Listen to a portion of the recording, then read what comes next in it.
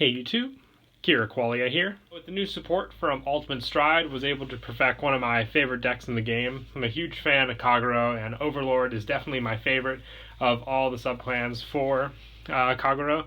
And still not completely done with the deck, only missing a couple cards, and some of them are more of the difficult ones like Dragonic Overlord, the Purge.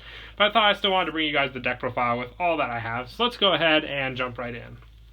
So for the Stride Zone, when it comes to Dragonic Overlord the Purge, I only have one, but I definitely want to run at least 3 of this card in the deck. It's just so good, especially since you can go into it first turn, and really only thing that you kind of miss out from on that effect is that you don't get the potential quintet drive of 5 damage with your opponent, but it does have the damage effect, which is just great pressure on itself, having a Vanguard that can do damage to your opponent, negating trigger effects, and also being able to still swing with at least triple drive when it attacks. So all in all, a very awesome card to use, especially if you go with the non-GB 3 effect. You'll still get your triple drive, because if your opponent has 2 damage or more with that GB3, you want to be careful when striding into this, because you only get twin drive or something like that. As for what I would take out for the Purge, I would definitely want to leave in at least 2 Ziegenberg to use just for restanding pressure. So I would probably take out at least one of these Ziegenbergs, but its restanding pressure is still very, very good in the deck, since it's so much easier to kill cards with the Destiny and other cards you run in the deck. So probably mix and match my numbers between all the strides in the deck. Might even move some of the aces out. I might take out 2 of these as well. What's great about Ziegenberg is the unflip for him is just the retire effect. You can still use the restand, that's just a counterblast ability with this card, so running 3 of this can still seem viable, because you can get the 2 unflip off of this and still have that extra restand, or go for 3 individual restands if you really wanted to. So that's the biggest question where the numbers come out.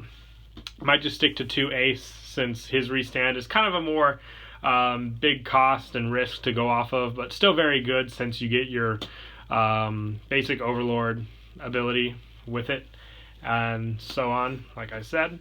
And I also run 2 Heavenly Emperor Dragon Titan, just for that retire kill effect as well. I really like that pressure that this card can give with the extra critical as well. But once again, he is also a potential candidate for the Purge if I wanted to leave in 4 aces and the 3 Ziegenberg and just take out the 2 of him and run 3 Purge that way.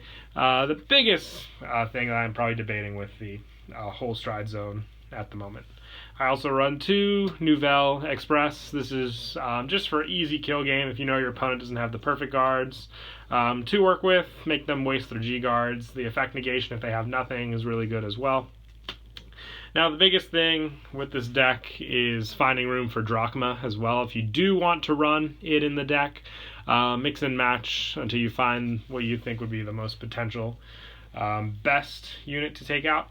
But for G-Guards, I run 2 Denial Griffin. Card's way too good. Easiest G-Guard to make use of in the deck. 2 of this, and also 1 Absalom. He's a plus power unit when your opponent's Vanguard attacks for all their open circles. Can't go wrong with his ability. And 1 Defeat Flare Dragon for the retiring of your opponent's whole back row. Gets around resist units and whatnot as well. If you wanted to run a 3rd Denial Griffin, you could probably take out... all in all, if you're going for mostly Overlord focus, you could take out 1 more Titan and put in your 5th G-Guard, and if you do that, you'll definitely want to run Drachma then, and then the biggest debate would be just using the rest of your units to see what you would want to take out for your Purges in that case. But it makes things easier if you do want to run that as your lineup as well. And then moving on to the main deck for Dragonic Overlord the Destiny, it has a retire effect when placed on Vanguard or at the beginning of your ride phase just by Soul Blasting 1. You may pay the cost if you do. Choose a circle, retire all units on that circle. So you can get rid of locked units as well, pesky lock units of your own or your opponent that they might make use of if you're playing against Link Joker or something like that. And the stride effect is Counterblast 1. When a G unit strides over this, you may pay the cost if you do. Choose an opponent's rearguard, retire it, look at 7 cards off the top of your deck, and reveal up to 1 card with Overlord from them, put in your hand, shuffle your deck. Amazing, it has 2 retire effects, and it also has that search to grab Overlord cards, which make use of with the Purge effect, and even the Ace if need be. And for backup, I run 4 Dragonic Overlord, the Legend. Best backup grade 3 in my opinion, going for the full Stride Zone power deck. Most of the time I use it for search, because I most of the time want to have the Destiny on my Vanguard circle, but like I said, he's the best backup to have since he has that restanding rearguard attack power and the search effect for Flame Dragon when placed on Vanguard. And for grade 2s, I run 4 Dragonic Burnout, probably my favorite grade 2. He's just so easy to use in the deck. If you end up putting Overlord into the drop zone based on effects like Conroe or just late game, he's a Soul Blast 1 to put on the bottom of the deck to retire one of your opponent's rear guards. Recycle your Overlord cards to use with the Destiny, since you do go through them pretty fast with your searches, but that kill effect for anything on the field is what I truly love about this card. And also 4 Dragon Knight Nahum. With your restanding power and whatnot, you have the plus 5,000 alone when your Overlord Vanguard attacks, just giving plus 5 it's in itself, and the plus 2 for just having a grade 4 or greater Vanguard.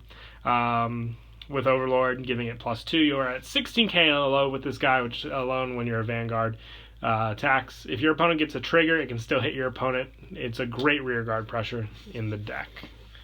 And 3 Burning Horn Evolute. This is I'd say a backup to Dragonic Burnout, mostly for the fact if you have a grade 4 Vanguard with Overlord in its card name, this unit gets plus 2,000 for each card in your opponent's damage zone, so plus 10 potentially.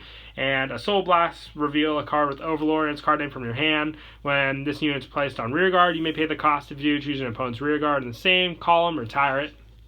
Kind of limited compared to Dragonic Burnout, but the fact that it can be in your hand doesn't mean you have to have one in the drop zone, meaning this can be used greatly during your turn when your opponent's trying to rush you with units, killing those units, and then having not to worry about so many of them next turn as well. And for grade 1s now, I run 4 Protect Orb Dragon, the Countercharge Perfect Guard. Most of the time your Vanguard is the one thing you want to protect in this deck, and Counterblasts are pretty heavy as well with all your units. This and Conroe help with a lot of your countercharge power. Just a great Perfect Guard 2 run. And 4 Lizard Soldier Conroe. You can use this as your Stride Search to grab out the Destiny, or you can use it to have its retire effect. Choose your Vanguard with Overlord, its card name, and it gets the effect when it attacks, you countercharge 2. Always keeping your damage face up. That search power early game and that countercharge when your Stride attacks, just way too good. Keep your damage always face up because you'll need it for basically a ton of the effects in the deck. And also 3 Lava Flow Dragon. This is for Stride power, pretty standard in the deck. And also I run 3 Doombringer of High Flame. This card, when placed on rear, choose up to 2 cards with Overlord in their card name from your drop zone, return them to your deck. If you returned 1 or more cards, shuffle your deck. If you return 2 cards, draw a card. So Overlord put back power, the draw power really helps, and it has the rearguard retire effect. At the beginning of your ride phase, you may pay the cost. If you do, until the end of the turn, you may stride without paying the cost for the next time you stride a G unit with Overlord in its card name. So if you're going for the Purge or the Ace, you have your free stride cost right here. You get the draw off of placing it, so you keep hand consistency as well. I might even bump this card up to 4, depends when I get more Purges, by taking out 1 Lava Flow and putting this to 4. I want to see just how the consistency relies, since most of the time I will be going into an Overlord stride. And for grade 0s, I run 1 Lizard Soldier Conroe. He's your go-to starter in the deck. He has the retire effect to search out a Perfect Guard, or any grade 1 or G Guard, whatever helps in this deck. He is your setup for the game. He can grab you whatever you need if you want that rear guard power plus off of the High Flame, if you need Conroe, Stride Fodder, or Perfect Guard. Like I said, you can even drive a G Guard if you know you're going to be playing against decks that have high column power and you need that Denial Griffin for the kill. And for criticals, I run 8 crit. I run 4 Fire Chase Dragon. This card just helps so much with the easy rearguard retire by retiring this unit. When a unit in the same column is retired, kill another unit as well by clearing the whole column. And 4, Magnum Shot Draco Kid, just to finish up the crit lineup, running the Flame Dragon, just in cases with the Legend. And 4, same goes for 4 Gatling Claw, easy kill on your opponent's starters early game. I thought of running the additional draw trigger at 5 to 6 maybe with the crits, since most of your pressure does rely on the purge with its drive checks, so maybe drop the criticals down to 6 and run 6 draws as well. We'll see, since you also have that recycle power with Dragonic Burnout and high flame as well, so you don't really deck out as easily since you're always putting cards back. And lastly, for the heal triggers, 4 Dragon Dancer Tara. This is just for the counter charge, soul blast, soul charge effect. You do use a lot of soul with this deck with Burnout and the Destiny, so this card to rely on is very helpful with that effect and for counter charging. But yeah, that's it for the deck profile. I hope you all enjoyed the video. Once again, please don't forget to leave a like and subscribe. And until next time, Kira Qualia out.